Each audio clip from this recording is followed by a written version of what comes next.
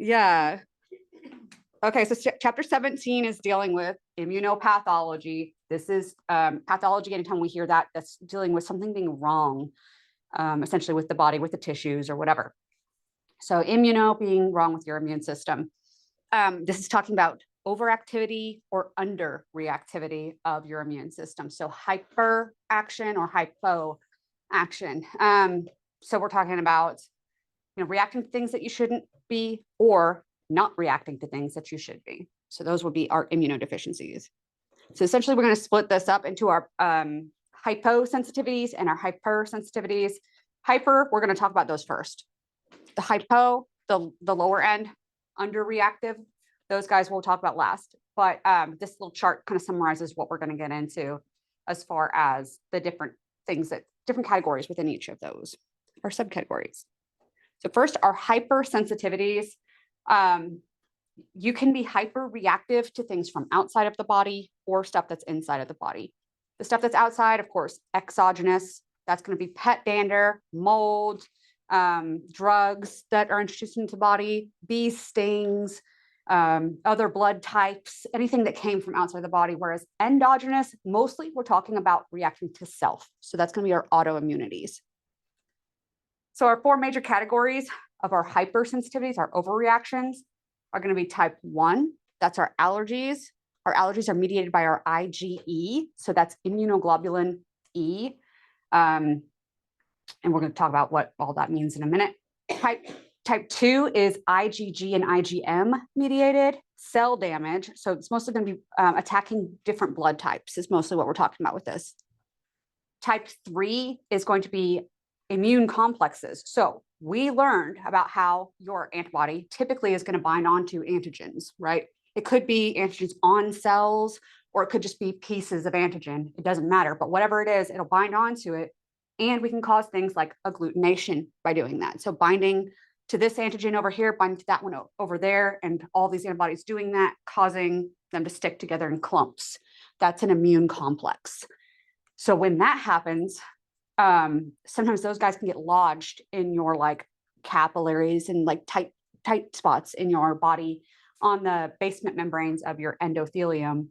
And that can lead to cells reacting to it like it's still an infection. And so that's what we'll talk about with type 3. So we're not talking about attacking cells that are foreign, but these complexes of antibody antigen, that's normal reaction, just aren't being cleared out appropriately. And now we're attacking areas that are still infiltrated with those. Type 4, these are our delayed hypersensitivities. These are mediated by our T cells. We'll talk about why that means they're delayed when we get to it.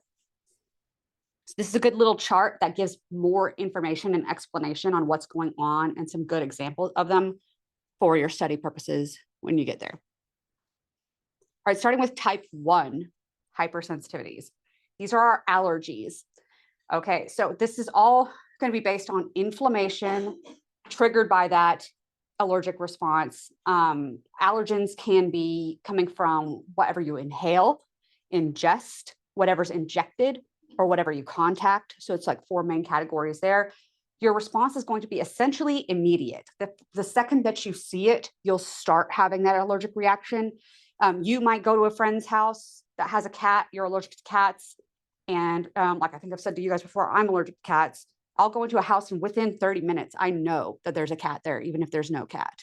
So, getting the itchy eyes and my skin gets itchy and it's like in the back of my throat is itchy and all of that.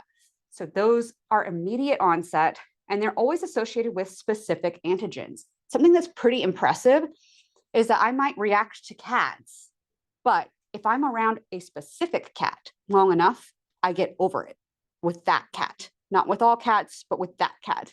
So my best friends in graduate school each had a cat and I became unallergic to those cats. And they would like I had to sleep with them for like a month when I was between apartments. And I'd sleep on their couch and the cat would like sleep on my chest and it was fine. It was totally cool. I had no problem with those cats. But all the other cats, I'd have these horrible responses to. And so you can get used to these from small amounts over time being exposed to them. We'll talk about how that can work as well, because we can become desensitized to some of these guys. All right, so there's 2 levels of allergy that you can have in our type 1 reactions. We have atopic and anaphylactic responses. So atopic is going to be our like local reactions, even with even with like cat dander or whatever. You're talking about an inhaled thing and then having a reaction to that inhaled thing. You might have expression through your skin and itchiness in your throat and all that stuff, but it's really still atopic. It's still more confined to an area. Whereas anaphylactic shock is something that we're talking about it being spread, like the signals for inflammation are being spread throughout your circulatory system. So all throughout your body, causing that inflammatory response. So that will lead to airway obstruction, circulatory collapse.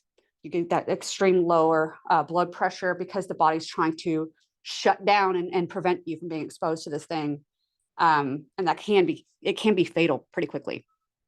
It says about half of the US is affected by airborne allergens. That is not surprising at all, I'm sure. Remember, this is associated with your IgE process. We'll talk about how IgE, ministers all of this and how it's involved in all of this. But we talked about previously developing your like antibodies against antigens. We said about how your cells will reassort the genes in order to get variability, right? Inserting and creating all these mutations to create all those 8.6 billion possibilities. Well, that also means that just because your parents were allergic to something doesn't mean that you are, right? So there's a 25% chance that if one of your parents has symptoms that you would.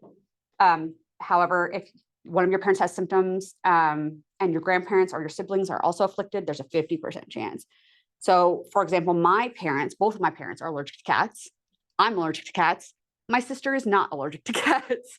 So we've still got that variability in that immune system that can play in favor for that. All right, so this also brings us to this concept of the hygiene hypothesis. This is essentially saying that we know early on in our development, our immune system has to train itself what is a threat and what isn't a threat. And it's not even as simple as self versus non-self, because you have microbes in your gut right now that if they weren't in your gut, your body would react to them as though they were foreign. But because they're in your gut, it knows they belong there. So it gets an idea of what's a threat and what isn't a threat, even as far as what areas of the body and everything like that. When you're growing up, your body should be trained to see things like parasites, like protozoa and worms, should be seeing those as foreign and attacking those as foreign, but not dust mites or pet dander or whatever else. The same response involved in seeing those parasites are the same ones involved in your allergies. So the idea is that because we weren't exposed to these parasites when we were younger, our immune system has not been trained on how to deal with itself properly, on how to respond to things properly. Our IgE response was never trained that it is supposed to only be attacking parasites. It doesn't know. So because we are so hygienic, we're not exposed to the things in our childhood that we normally would be. So our immune system is improperly trained. That's what the hygiene hypothesis is. But it gets even weirder. Oh, and also like C-section. You're not exposed to some of the same bacteria when you're born through C-section. So people who are born through C-section may actually be more prone to certain allergies, especially food allergies, because you don't have the same gut bacteria that you would if you were born vaginally. And that's been shown in studies, especially like the more we learn about our gut biota and the effects that it has on us. Like we talked previously about mental illness being linked to it. It is just impressive how much those bacteria in your gut affect your health. Anyways, something that's even weirder, somebody brought up in one of my classes yesterday about how she is somebody who's very fair complected, blonde hair, very fair skin, and she has had children with somebody that is darker complected, and she has children that are lighter complected and children that are darker complected, and everybody that has the darker skin has eczema, and the lighter skin kids don't. And she's like, is that just a weird thing that worked out, or is there something linked with skin color? Because it seems like it is. So here's the thing. People with darker skin tend to come from parts of the world that are in the tropics. This just where as far as humanity and evolution goes, right? So sub-Saharan Africa, Central America, northern parts of South America, and like India and places like this, we have darker skin color. And that's because of the sun and melanin protecting from damage from the sun and everything like that. That all makes sense. But those areas also have higher incidence of parasitic infections. So their immune systems had to have a stronger response against parasitic infections. So they have a stronger IgE related situation. And so are going to be more prone to certain kinds of allergy because they have the stronger IgE predisposed in their systems. Whereas fair complected people in Scandinavia and stuff, they don't see as many parasitic infections. It's just a correlation between the skin color and the allergy situation, but it is one that can be explained by geographical location. So yeah, they're not directly related, skin color and allergy, but the location of where these people may have evolved from has some play to do in it. But interesting, weird things that you don't think are correlated that end up being related somehow. And there's not, of course, 100% on all allergies ever, but certain ones. All right, so like we said, inhalants, injectants, and contactants. So when you guys come across questions on the exam asking, if you are allergic to shots of, I don't know, Humira, you get Humira shots, but you're allergic to that Humira, what kind of reaction would that be? If your choice was injectant, you'd be able to say injectant. It was injected into you, it's an injectant. It should be that simple, okay? Don't overthink those. Did you inhale it? Did you ingest it? Did you inject it? Or did you contact it? Some of these can go across, we have where drugs and drugs ingest the drugs or inject the drugs or contact the drugs. So they can have crossover, of course, but. All right, but where you are contacting the thing can affect how you're going to respond to it.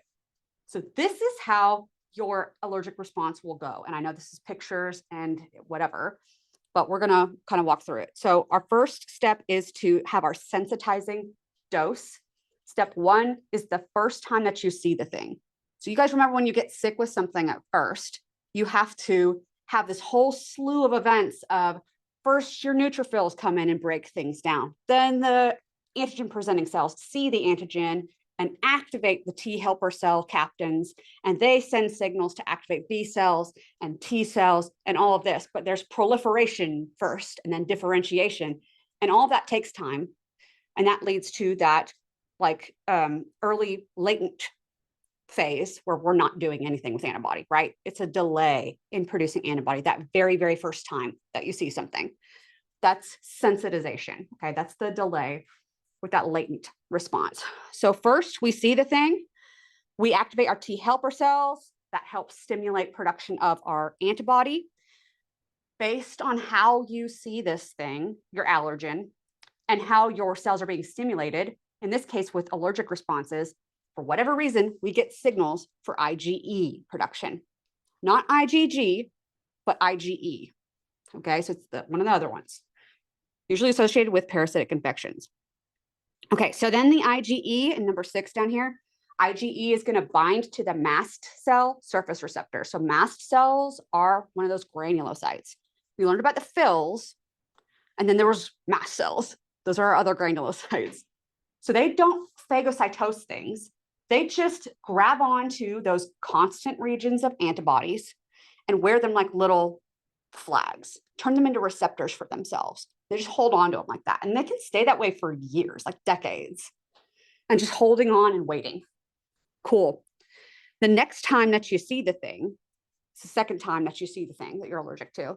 So like I said, always a sensitizing dose. It's the second time and every time after that that you react quickly and immediately.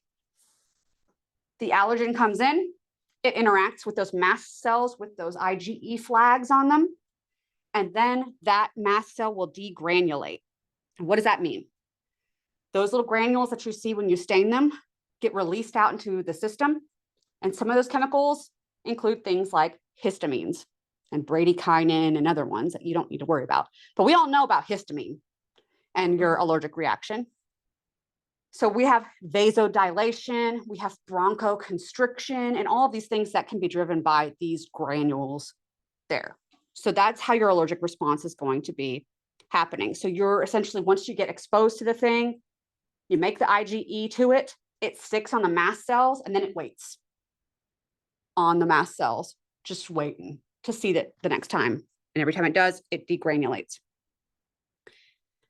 So we can have that reaction happen basically instantly, the second and every time after that. Even if it's been years, like there's no limit on that. Yeah, yes. So technically, if you never see the thing again, like let's say you have your sensitizing response and maybe you're allergic once or twice, but you never see the thing again for like 10 years, potentially it could go away. But usually that's not the case, right? Because usually you're allergic to things that you see all the time, like dust mites or mold or whatever. So unfortunately, we're just re-triggering that response every time. All right, so it's sort of like a booster every time. So here we'll go through some of our atopic diseases and then some guys that kind of bridge both sides and then our anaphylactic ones. Anytime you guys see itis on the end of anything, that means inflammation. So here we're talking about allergic rhinitis. And so like pharyngitis, you guys know that sore throat is called pharyngitis.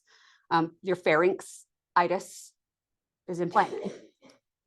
All right, so hay fever, another word for that is allergic rhinitis. That's just having inflammation in like your nose. If we were talking about inflammation in your sinus cavities, it's technically sinusitis, but they often are correlated with one another.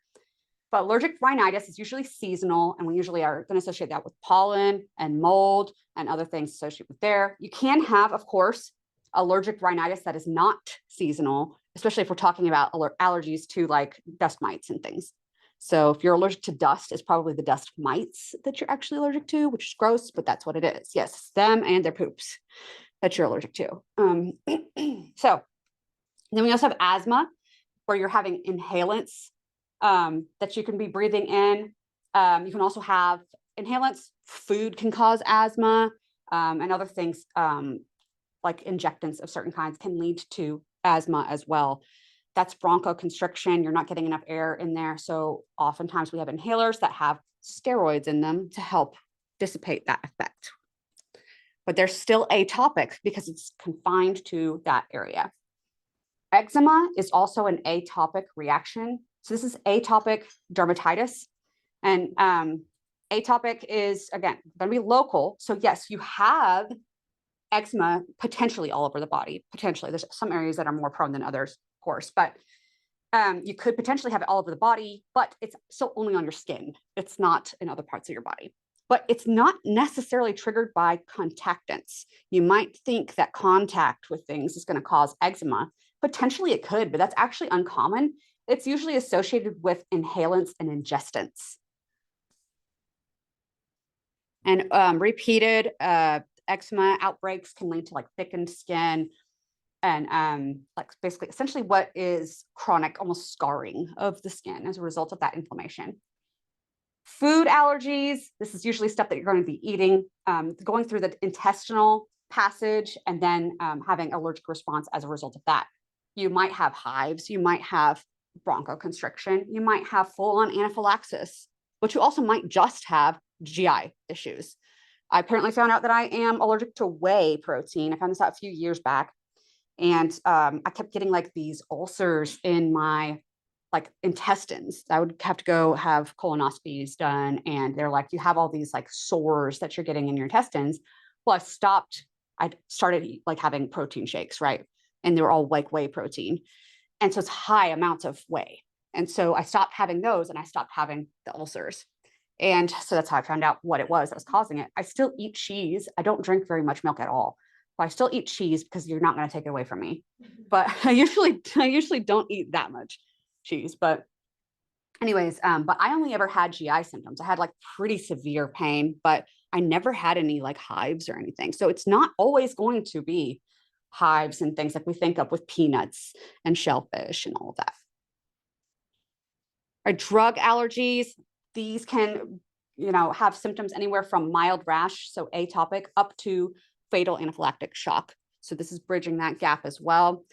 It's usually associated with penicillins and sulfas, but we can have allergies to aspirin. These are salicylates. So if you've ever heard of, aspirin is acetyl salicylic acid, or however you want to say it. Acetyl is how some people say it, but whatever works for you. That and any other salicylic acid based drug, salicylates. So that includes topical salicylic acid, like you would have for acne treatments. It includes bismuth salicylate, which is, for those of you who don't know, Pepto-Bismol. You can't have any of these drugs or their derivatives because of allergies. You can be allergic to certain opiates, and you can also be allergic to contrast dyes. I say using X-rays, but usually like CT scans, but whatever. If you have allergies to those, then like my mom does. She said like, well, it made me feel really hot. I got like really hot and red that one time, but it was okay. I can tough that out. And the doctors were like, yeah, no, never again. Like that's never happening. We're not having anaphylaxis on this table. So that's the issue, right? So anaphylaxis is your systemic response when you have, especially something in the circulatory system, usually triggered by injectants, but it can be, of course, drugs or ingestants like we have with shellfish. If you're sensitive enough to shellfish, you might even react just from being able to smell it. That chemical reaction can be enough to trigger anaphylaxis. But the most common ones, of course, are the injectants and things obviously like bee stings. If you've ever seen the movie My Girl, then you know what I'm talking about. It does not take very much. You don't need to be a whole hive of bees like it was for Macaulay Culkin. It could just be a couple of bees, and that could be enough for an anaphylactic shock reaction. The problem is with these, you have to have a sensitizing dose, and most people aren't getting stung by bees all the time, right? You don't usually know that you are having an anaphylactic response, or that you will, because your first time you can get stung by a bee and have normal person reaction. Just it hurts and you get swelling at that spot and it's whatever. But it's the second time and times after that that you would find out that you're having a reaction if you had times after that. And that could be anaphylaxis just on that second exposure, and you might not ever know until that time. If you do know, though, that you are allergic to bee stings or you are allergic to shellfish or whatever else, you might carry with you an EpiPen, which we're going to talk about here in a minute. But once you've been exposed to these things, just like with other allergies, it can last for decades. If you want to diagnose your allergies, there's lots of different ways. I usually do this in vivo. So this is like on living tissue. So yeah, get little bits of something in patterns on like the back or the arms, large tissue areas, and then look to see for swelling on those injection sites so that it can identify areas of potential allergy reactions. All right, so let's say you want to block your allergies like we were getting into with our EpiPens. Well, there's some ways that we can block those. One of those might be, so the whole idea is to block that IgE response. You have IgE coming in, you have mast cells degranulating. How do you interfere with all of that BS? Anti-inflammatory drugs, often we are referring here to steroids or non-steroidal anti-inflammatory drugs, NSAIDs, okay? But NSAIDs aren't going to be anywhere near as effective with your allergy response as steroids will. So steroids are very effective with that inflammatory response. And especially for your allergic responses, that's why we have steroids in inhalers for people with asthma. So it decreases that inflammatory response. But these drugs should not be taken for prolonged periods. If you have asthma and you're using steroid inhalers and you're only using them every now and then for asthma symptoms, it's probably fine. But repeat, like keeping up those levels of steroids in the body is really bad for your health.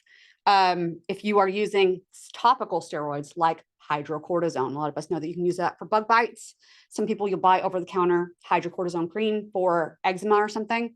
Putting like steroid based medications on your skin will significantly decrease the integrity of the skin over time. It will thin it out, make it more likely to be torn and more susceptible to infection and things like that. So that can be detrimental and will be permanent as well. So don't keep up with that sort of thing. It's the same concept, honestly, as using Afrin. So you guys know you shouldn't use Afrin more than like 3 days in a row. Otherwise, your sinuses become dependent on that afferent to stay uninflamed. And so if you stop taking it, even after you are not having your sinus infection or whatever it is, if you stop taking it, it will go back to being inflamed because it was expecting that to be there to keep that inflammation at bay. And that can become serious and lead to permanently swollen tissues in the sinuses potentially. So it's the same exact concept with steroids. We already know steroids can cause weight gain, but aside from that, and we're talking about corticosteroids like prednisone there, right? Prednisone will lower your immune response all over, not just the production of IgE, but your overall immune response. So you are more likely to get sick if you are using steroids, and that's sick at all. So not for long-term, 3 to 5 day course of steroids for your sinus infection or bronchitis, great. Taking shots regularly of steroids, I'm not talking about anabolic steroids, that's a different thing. I'm talking about corticosteroids that are involved for inflammation. That can lead to dependence on those medications. So we don't want that. All right, antihistamines, these are another class of drugs that can be used to treat atopic allergies. They're not really good for anaphylactic ones, they just don't act fast enough. But you take Benadryl, that's an antihistamine, diphenhydramine, right? That's commonly used for allergies. We all know that it makes us tired. That's because that antihistamine response, acting against histamine, as far as how it will like affect your brain and everything, also has that sort of tired effect on your brain because Benadryl will cross the blood-brain barrier. Other drugs won't necessarily do that. Zyrtec, Allegra, Claritin, they have antihistamine properties, but they don't cross the blood-brain barrier. But they're also not as effective as Benadryl. I'm sure we can all agree on that. Huh? Yeah, for sure. Yeah, definitely. So, yes. Right, epinephrine is our next drug that might be used to treat. This is usually for anaphylactic attacks, right? We know that. So that's our EpiPens. So epinephrine versus adrenaline. These are just terms of medical versus so drug term versus just like physiological term. They're the same thing, okay? Epinephrine and adrenaline are the same thing. But your EpiPen has epinephrine in it to basically instigate that adrenaline response. So why do we have adrenaline responses when we're afraid of things? Because your body's trying to preserve your life, give you more oxygen to your vital tissues. It might even take away oxygen from your brain so that you can get away from something even faster. But that's the idea, increasing oxygen to the tissues.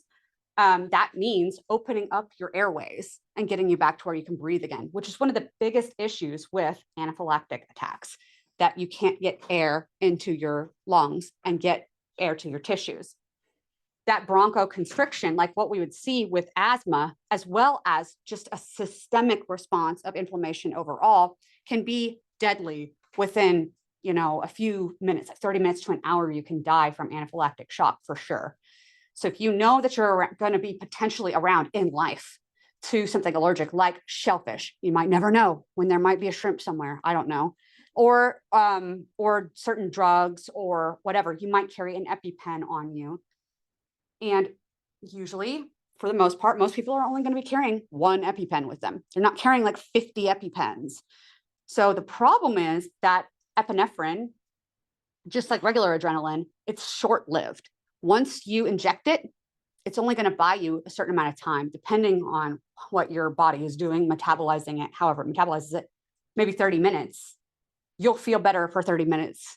And then potentially the symptoms just come back on again. It's just buying you time. So EpiPen doesn't cure, it just buys you time. So you get that one shot and you better be on your way to the hospital. So if you ever know anybody that's having a reaction like this and they used their EpiPen, you better be sure that you're getting them to their hospital because their symptoms might just come back once that wears off. Even if the allergic thing isn't around, their response might still just kick back in. All right, desensitization is another way that we can treat these things. Like we said, it's like slow, small exposure to something and then getting the body used to seeing that thing so it doesn't react anymore. But it's not as simple as that, right? Because you were learning about the immune system. We get to learn about how that works too. So it's not that simple. So the idea with desensitization is that I take a little bit of cat dander, get it injected into my system, maybe with some chemicals that promote IgG response instead of IgE. If I just put cat dander into me, I'm going to just keep eliciting that IgE every time.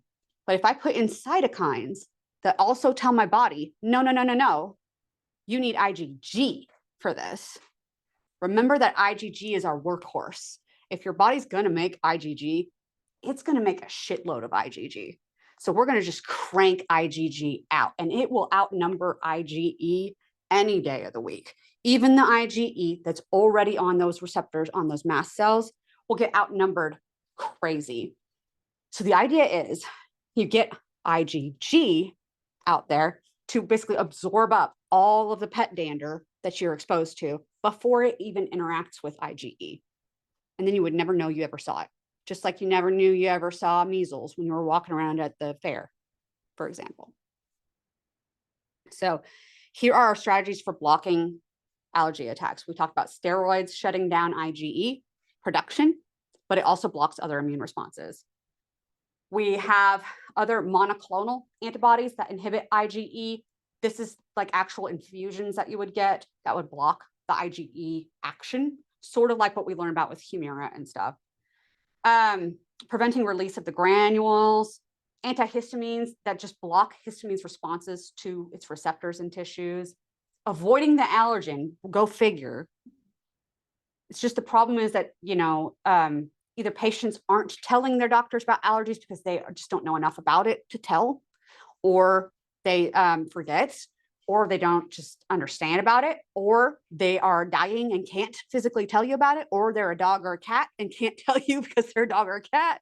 Whatever it is, you don't always get to know that they have an allergen and that they're having an anaphylactic shock because of it. And then we have desensitization, which we already explained, trying to trigger that IgG so that we never get to IgE. So that's it for type 1. Type 2, now we have here the ABO blood types. So the concept here is that you have genes that code for A or B or O. If you have genes for A or B, they are equally dominant. So you might get a gene from mom that's A, and you might get a gene from dad that's B, and then now you have AB. Because they're equally dominant, you're going to express both. Or you might get a gene from mom that's A, and a gene from dad that's O. O is not dominant, it is recessive. So if you have one from A and then one that's O, your A is what you're going to see as your phenotype. Remember when we learned about that, about phenotypes versus genotypes. So that's what we're talking about here. In this case, we have two genotypes, A and B, that are equal. So they're both going to get expressed. O, recessive. So if you have A and O, you're A. If you have B and O, you're B. If you have O and O, you're O. That's the only time you're O. Okay. So that's our markers, like we were just saying. If you're at type A, your genes are either AA or AO. So here's how I know that I'm AO.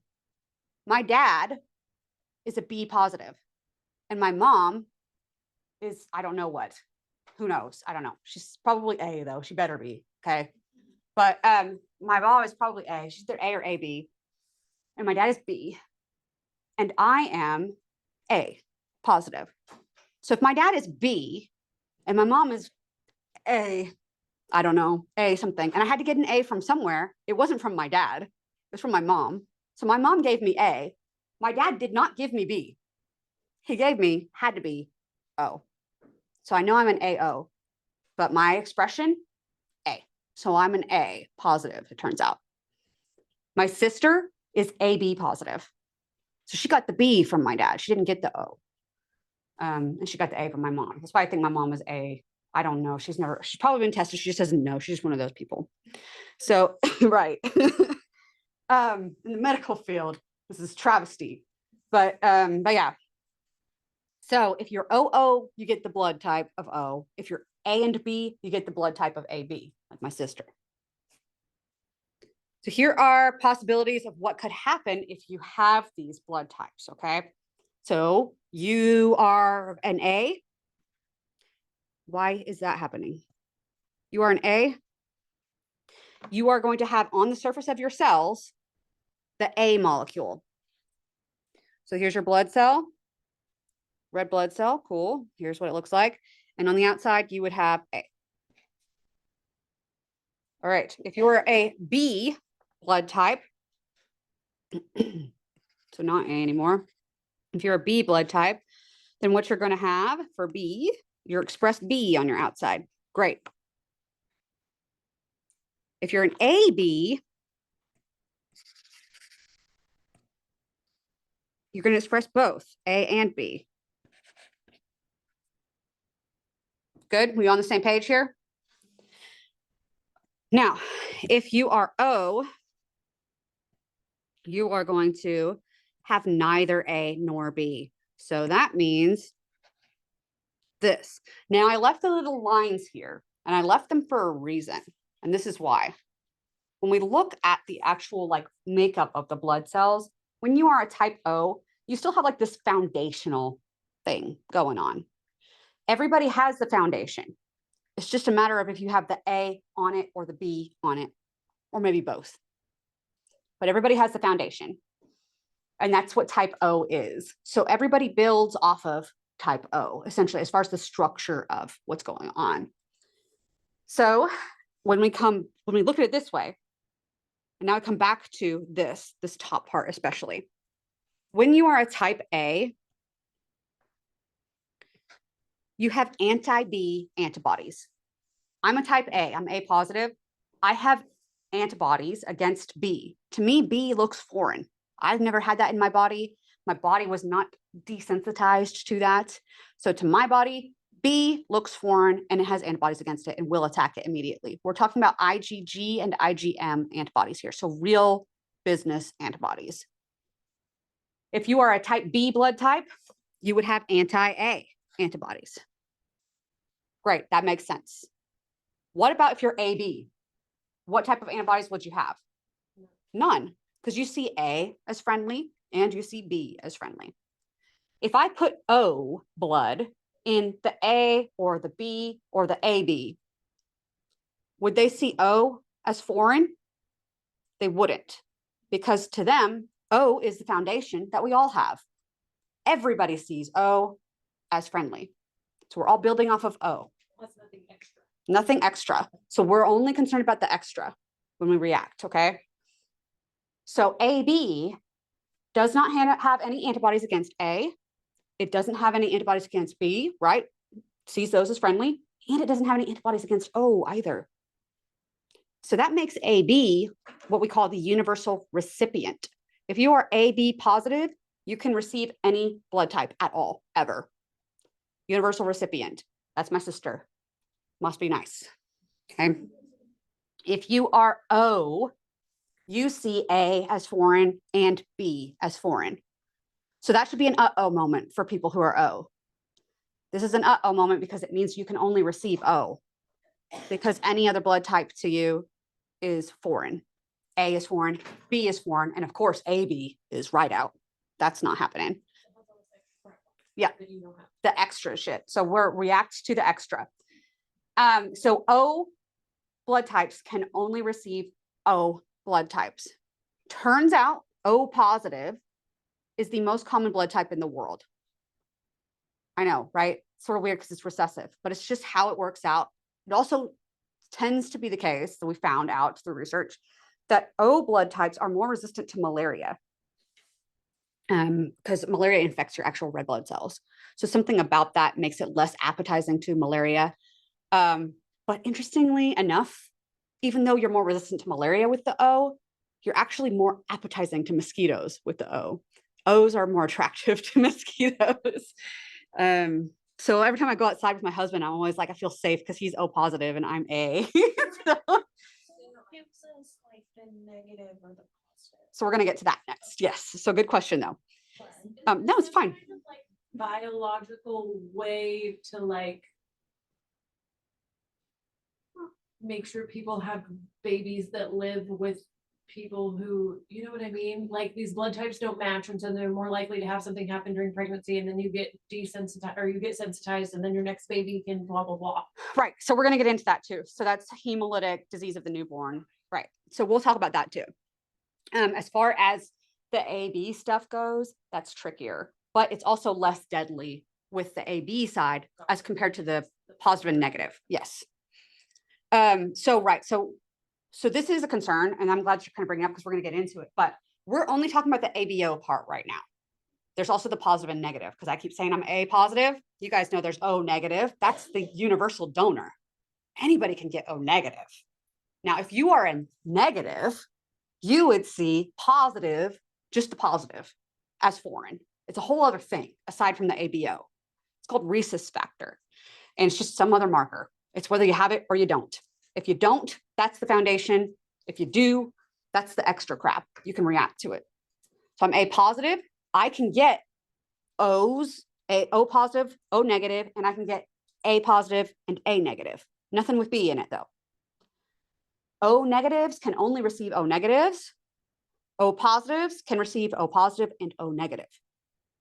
So that's that added layer of the positive and negative. So think of ABO and then think of the subset being the positive or negative. Okay. But you can see how if you are a mother carrying a child that has a different blood type than you, because your body's going to see that as foreign. It's just how it goes. Now, having said that, we also talked about MHC, and that MHC1 being something we can attack if you're getting foreign tissue or something like that, right? That marker being like, help me, I have an alien inside of me. Well, some people's are just chilling. And if your kidney comes into me, my body sees that as help me, I have an alien inside of me, even though it's not saying that. It just looks weird, right? That your baby also looks different there.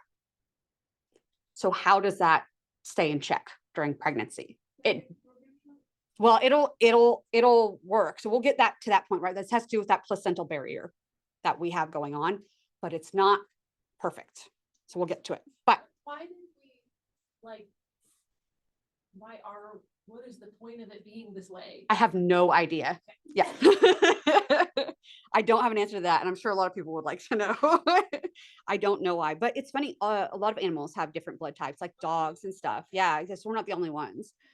I think cats have like 23 or something ridiculous like that. I don't know for sure. Don't quote me on it. Okay. But I know that they have, yeah, other animals have different blood types. Yeah. Yes. So it depends on certain animals will have like less. And so you're less likely to have the reaction. Their immune systems work differently. So it's not quite as deadly as it is with us. But yeah, they have different blood types too. Okay. So if I were in a human anyways, to transfuse you with the wrong blood type. So if I got my dad's blood, my dad being B, and I'm an A, and they put the B into me, and I have the antibodies against the B, and we're talking IgG, that's big time antibody. So what we're going to do is we're going to start that complement reaction. Remember your complement cascade, where we activate inflammation, opsonization, and that membrane attack complex. That membrane attack complex is what we're worried about here. We're going to start destroying red blood cells left and right. Now we're only attacking the B. So it's the new guys that are getting introduced through your transfusion, but you're low on blood. There's a good probability that a good portion of your blood is now going to be B.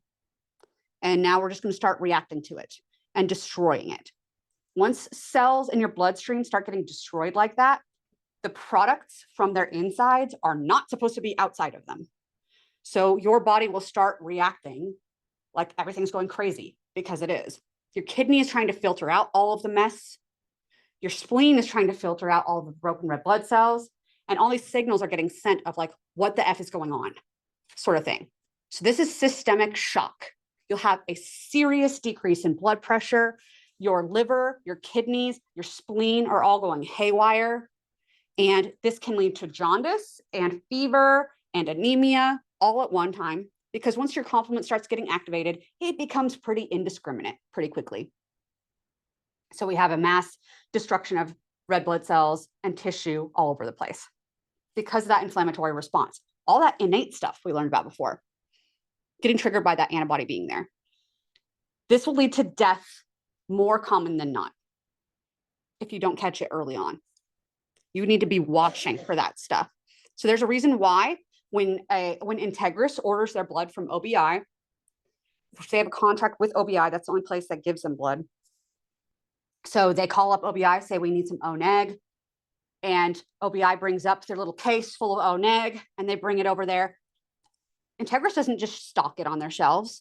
They cross-match every single blood bag that comes in there. They have a little bit of sample that they take off of every blood bag and check it and make sure that is actually O negative before they stock it on their shelf as O negative. They have to. And there's a reason for that. And I'm sure you can see why. All the testing that's done at OBI to make sure that's O negative is done by machines, but the people that are sorting it and getting everything ready are people, and we all know people make mistakes. Additionally, as far as that goes, they are probably doing their jobs right at OBI, but one person slips up. We don't just put that on the shelf at Integris. We test it. But how do we test it? Is it machines doing that? It's people. Again.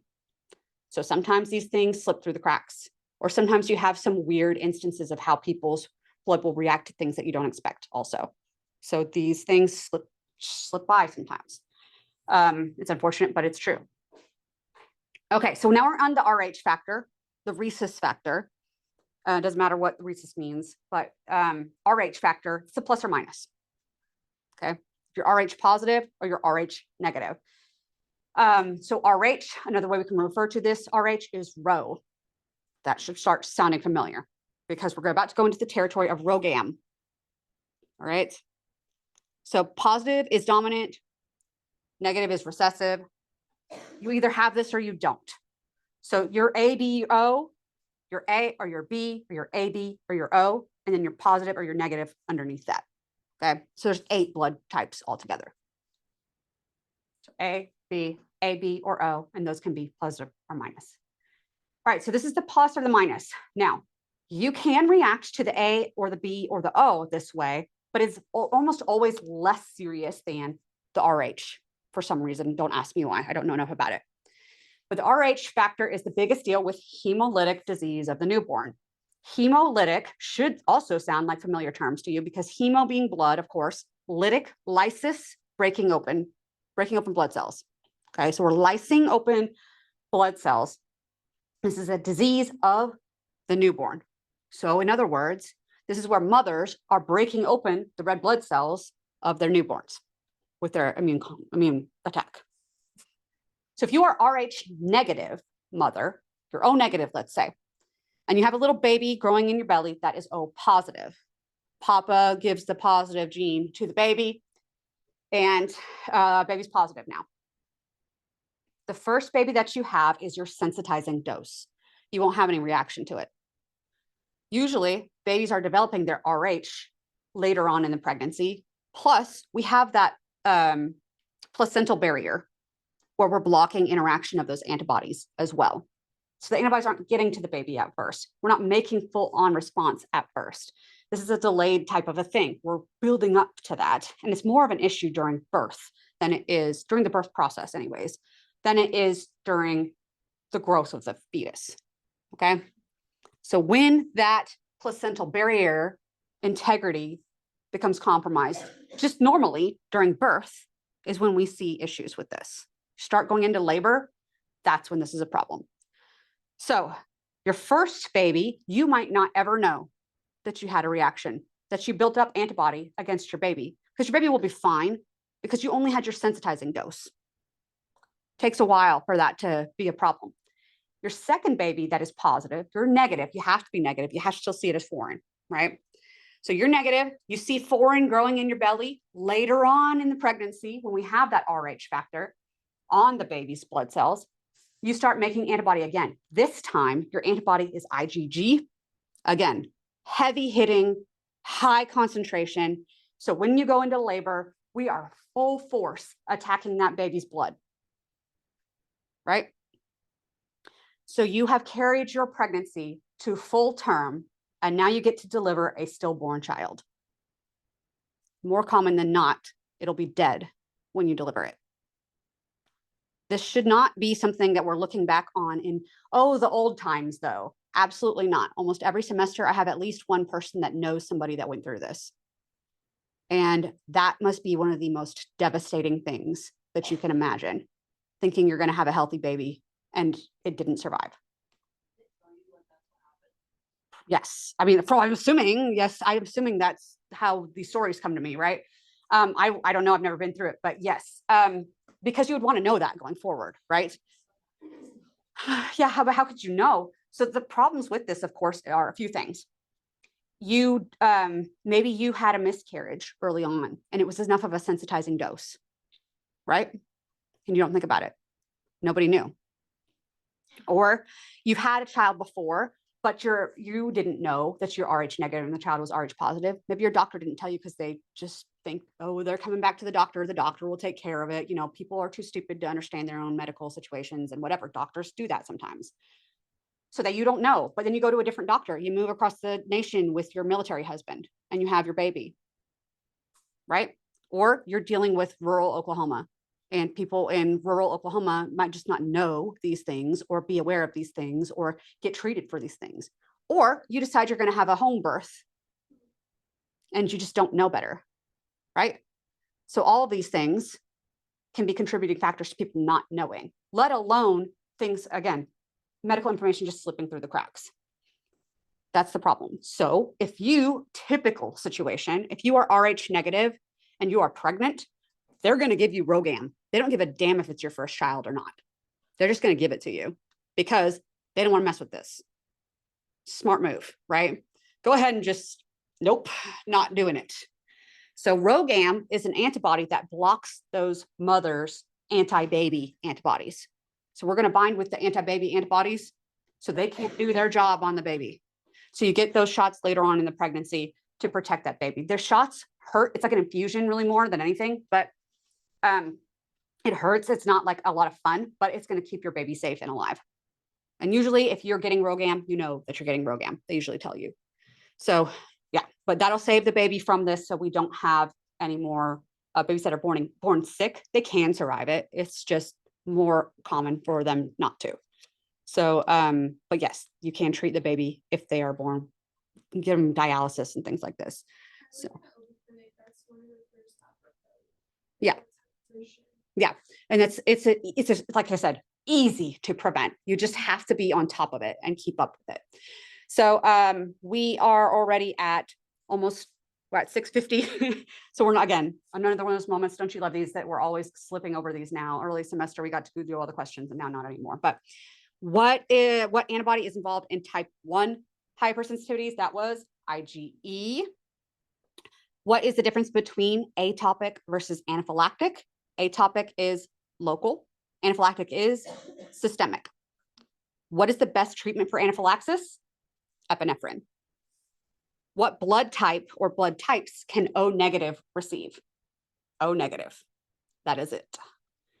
So that's a problem, right? If O negative is the universal donor and anybody can receive O negative, if there is a massive casualty event, so somebody bombs Oklahoma City, or there's 9/11, for example, right? And we have massive casualties going into hospitals all over the area. We don't have time to figure out people's blood types before we transfuse them. So what blood type do we give them? O negative. So we try to keep excess O negative on the shelf. But what happens if, after we've been treating all these people, we have an influx somehow just randomly of O negative people and we don't have enough on the shelf? You give them fluids and you cross your fingers. And that's what you do. Try to keep their volume up and hope that OBI can deliver some O-neg in time. So that's the problem with that. It's great that you are O negative. If you donate, please keep donating. Blood only lasts so long on the shelf though. We don't have like frozen stores of it. It's just only as good as it is on the shelf for 28 days and that's it. And plasma lasts longer. We can freeze it. And platelets only last 24 hours on the shelf. Yeah, it's pretty crazy. So that's why they're always pushing for platelets. You guys don't know, platelet donation takes like 3 hours, 1.5 to 3 hours, depending on like your veins and how hydrated you are and how many platelets you have in your system, because it actually like counts them while you donate. I used to do platelet. I was like a platelet phlebotomist. So I ran those machines that would like separate it out and all that. But yes, if you can donate platelets, most of the dedicated people are like retired old folks that have the time for that. And they go like every 2 weeks, they go and donate, sit there for 3 hours and donate the platelets. More commonly, platelets are used for babies that have like cancer and things, or older folks that have cancer and have had to have like chemotherapy and radiation. Platelets are used for people with serious diseases. So it's life-saving, like more than even blood transfusions are. You know, blood transfusions, they save lives, of course they do. But platelets, man, we're talking about people that are destined to die if they don't get, you know, serious treatment. So donate platelets if you have the time. Anyway, so B negative baby. So if you are an AB positive mother, now keep in mind, you say AB positive, that is the universal recipient. They could get any blood type, right? They don't see anything as foreign. So are they going to attack their B negative baby? No, because to them, B is friendly and negative. That's just normal stuff. It's just not positive is all it is. So nothing crazy there. AB positive won't attack a B negative baby. All right, on to type 3 stuff. Type 3 hypersensitivities are our immune complexes. Just like in the picture, you've got antibodies reaching out all across, clumping up with antigen. Big complexes like that are going to get cleared out by macrophages. They'll eat it up and get rid of it.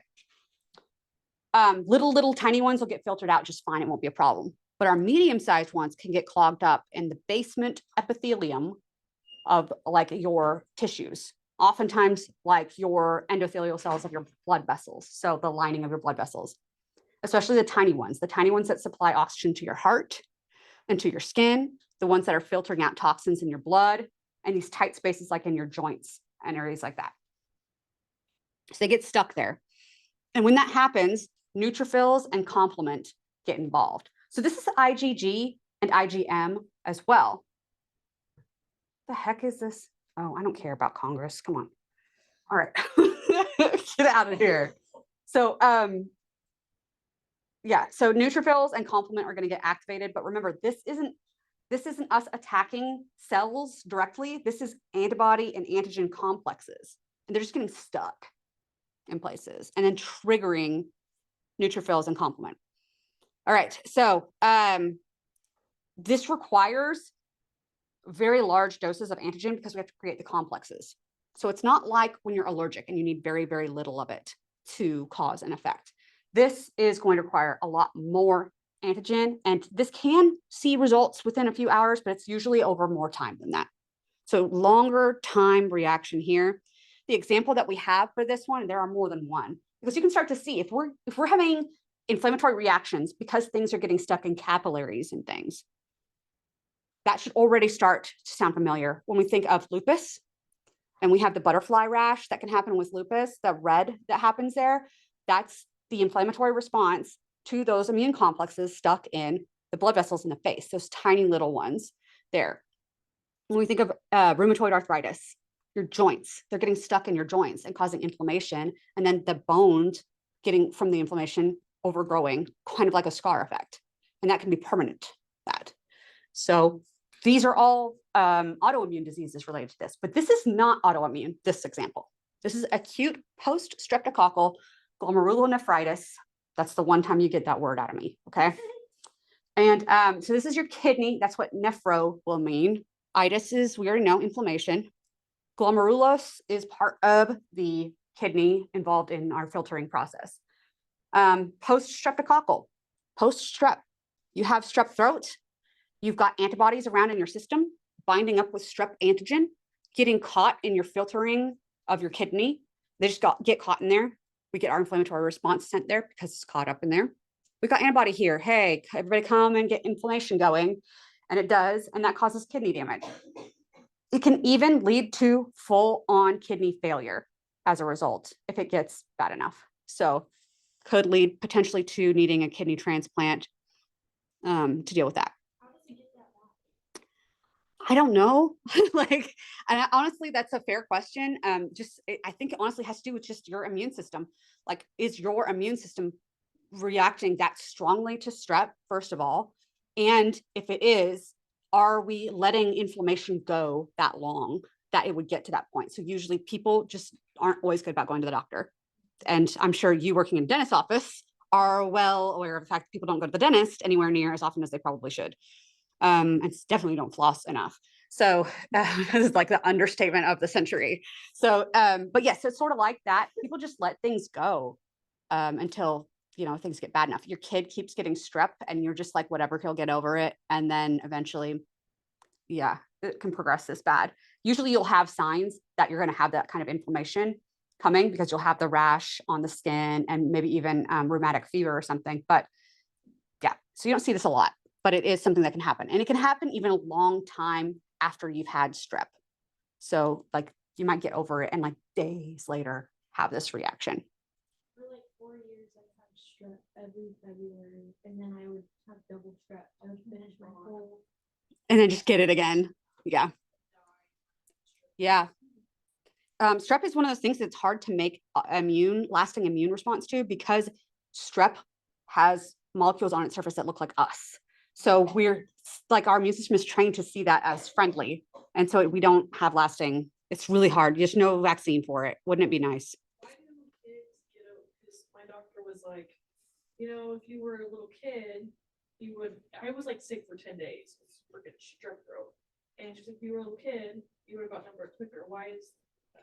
So as we age, our immune response just isn't as good as when we're kids. That's just the gist of it. Yeah.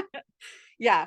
And it's also more common if we are sick when we were kids with some of these things that our body gets trained to deal with it correctly, as opposed to like if you didn't see it as much when you're a kid, when you're an adult, now you're seeing it, your body doesn't understand that it's supposed to attack it. So there's things like that.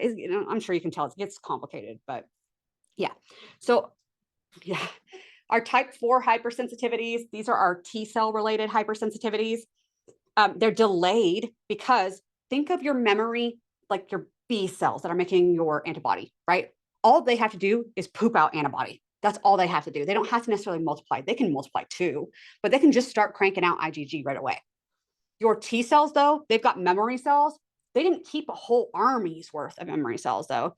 They kept some memory cells. But now you re-trigger T cells, they have to multiply back out again because they're actually doing the work. So they have to be there doing the work as the captains and as the tanks to interact. So when you have a memory response with your T cells, it's delayed only by a couple days. It's not like it was the first time where it was like a week or two, maybe even a month. But this time it's just a couple days. Okay. Something should sound very, very familiar to you. If you work in a hospital, you probably had to have the PPD skin test or the tuberculin skin test to check to see if you have tuberculosis. They inject a little bit under the skin, just under the skin, and then see if it welts up within the next 48 hours or so. So it's anywhere from 24, maybe 36 hours. And you go back and you get checked to see if you have, or maybe up to 72 max, but see if it has swollen up. If it has, that means that your T cells responded to it. And that's going to be important because tuberculosis, the Mycobacterium tuberculosis bacteria, lives inside of cells, just like viruses do. So that's the help me, I'm infected with the chest bursting alien situation, the MHC1 call out for inside stuff. So that's your T cell response. So if you've had a T cell response to tuberculosis, you've probably had tuberculosis or you had the vaccine for it. So that's what they're looking for there is that T cell response, and it's delayed. Another delayed response that you can have related to your T cell reaction is contact dermatitis. So again, delayed reaction, we see this with haptens that are going to be the small reactors that we need like carrier things for. Haptens related to like jewelry and certain like latex molecules and stuff. I had a Spanx that I wore once and I swear to God, it was the worst ever afterwards. Like it was just horrible. Like the next day I had this horrible rash. So I don't wear that anymore. But I also am allergic to jewelry and I'll wear like earrings that are not silver or gold or yes. So I'll still risk it. I'll tell you because I like a good cheap jewelry. But I usually all of my jewelry that you'll ever see me wear is either stainless steel, silver, or gold, because I'm allergic to everything else. And it's like a day or two later, you'll get the rash. It'll itch. It'll be oozy, and yes, it's gross. It's exactly like if you have poison ivy, but just from a jewelry. And that's the same exact reaction. Poison ivy, poison oak, jewelry, and things like that. If you have the reaction a day or two later, contact dermatitis. So you'll see the rash looks quite different than like hives. Hives, you get the raised, you get the itchy, and it's red. But if you start having that weeping and you start having the actual tissue damage, that's your CD8 T cells killing your own cells because it thinks that it's infected with something. It's just how it's being presented. That MHC1 is presenting it. So that's all that's happening. This is also the basis for that graft rejection. Like we said, MHC1, stuff on the inside going bad. Hey, I give you a graft, a tissue transplant from somebody else. They see MHC1, they think it's screaming out for help. It just is different though. That's all it is. It's just different. But it just, like a lot of people, is not very tolerant. And then it will attack that different thing just because it's different. So that usually is just the difference in the MHC1, and we start seeing it as foreign and we attack it. This can go two ways, host versus graft, which is our typical way, the host versus the graft. And so the host is attacking the graft, the kidney, let's say, because the kidney is just chilling with its MHC. The host sees it as screaming out for help. It starts killing it, but it's the whole kidney that's doing that. So it starts killing the whole kidney. So you reject your graft. However, it can go the opposite direction, graft versus host, if you get a bone marrow transplant. Because remember, all of your white blood cells are coming from your bone marrow. You take other people's white blood cells from their bone marrow and put them into you, and now their cells can attack you the same way. They see your MHC as crying out for help when it's not. So it's this exact same reaction, just from the flip side. Okay, so that's host versus graft, the usual way. The graft versus the host, the graft attacking the host. There's 4 different kinds of grafts that you can get. It could be self, it could be identical twin, it could be anybody else that's not self or identical twin, or it could be animal. All right, so these are the terms you need to know: autograft from self, isograft from identical twin, allograft from other people, and xenograft, just like a xenomorph. Xenograft is going to be from animals. So it's going to be like heart valves and stuff from pigs. You can get your tissue from living donors, like a kidney donated from your sister, or a piece of liver from your sister, whatever it is. You can get it from recently deceased people. Even cornea transplants can come from actually dead people. Most of the time, your tissues are going to come from people who are on life support, usually. And you can get some fetal tissues, like some stem cells associated with that. A lot of these immune reactions we're learning about, type 1, 2, 3, and 4, can be translated to anti-self as well. So we already learned a little bit about that with the immune complexes, but this is essentially leading those overreactions leading to hypersensitivity to self. It's usually going to be 2, 3, or 4 that are involved in these. So these are our diseases that you guys need to be aware of that are immune diseases. So you actually need to know that these names, you don't need to know all the details. Just if I say Graves' disease, you should know that it's an autoimmune disease. That's what you need to know about it. Okay. So lupus, rheumatoid arthritis, ankylosing spondylitis, Graves' disease, myasthenia gravis, type 1 diabetes, and multiple sclerosis. And whatever hypersensitivity is associated with them, feel free to read through this if you're interested in it. A lot of these are associated with molecular mimicry or infection. So with molecular mimicry, that is like the strep that looks like us. So when things look like us and we're in that gray area between foreign and self, they didn't get gotten rid of during our clonal deletion process, and now they're getting activated with our inflammatory response going haywire, then now we have antibody to self as a result. So that's molecular mimicry. A lot of things do that, like malaria and strep. And then we have infection, where the actual infectious process causes the markers on the surface of your cell to look different. So then your body attacks you as you're not self anymore. We think this is related. This is something that's similar going on with type 1 diabetes and multiple sclerosis. We think that has to do with infections, maybe by measles or with the measles vaccine. Whatever it is, something's going on with the body that makes it look like it's not self anymore. You also have issues with your gut biome. There's a lot of regulation between threat and non-threat that has to be going on there. Like we said, you have to be seeing your gut microbiome as not a threat. So you get trained to see those microbes as not a threat. something happens where we have to replace those microbes or get new ones or have some sort of change in your biome, now those guys that have refreshed you might not look like they're friendly now. They might look like they don't belong. And so then you have issues there. That can have a big issue with those microbes themselves, as well as the whole training process of other aspects of your immune system. So getting into the immunodeficiencies, again, this is a really quick one. Primary versus secondary. Primary immunodeficiencies are the ones that are present at birth. So primary, it's already present, P and P. Secondary, you acquire it. It becomes something that you have secondary after birth. Okay. For primary ones, you have some sort of mutation that leads to a defect in your white blood cells responding the way they're supposed to. Okay, so especially our lymphocytes. So we're going to get into them, but our B cell development, you're going to have issues with your antibody production. Duh, right? So you can't make your antibodies the way you should. You're more susceptible. Usually the issue is going to be with bacterial infections, things that are outside of the cell. But remember, if you're getting infected with a virus, are they always only inside the cell? No. So they're also going to be outside. So usually for your proper memory response to really prevent infections, you really need that antibody response. So it can be pretty significant. However, I'm sure you can imagine, if you don't have your T helpers, your captains that regulate literally everything, you're screwed. So the T cell response is usually the bigger deal. You have deficiencies in your T cell response and you got a real problem. So those T helper cells, those captains, they will assist in most of our adaptive immune responses, including your B cells and your cytotoxic T cells. So you got issues with those, you got a big, big problem.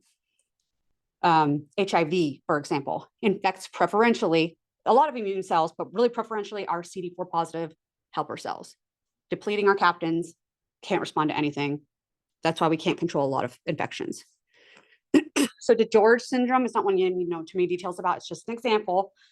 We have issues, deletions in our chromosome 22. It causes a lot of genetic issues. But one of those things is that our T cells don't develop the way that they're supposed to. And childhood infections to normal things can be fatal. We also have severe combined immunodeficiencies. They're combined because we have issues with both our B and our T cells. Usually there's no activity of B or T cells in these folks. This can be in any gender, but the most severe ones are those X-linked ones where we have the boy in the bubble issue. So with absolutely no B or T cell function at all. And you usually diagnose these within days after birth because that baby will become sick very quickly. Secondary immunodeficiencies are either caused by infection, metabolic disease, or chemotherapy or radiation. So this will include AIDS, which is progression of HIV. Once you've depleted enough T cells, you hit AIDS. And that's when you start having those opportunistic infections and those cancers that we usually don't see.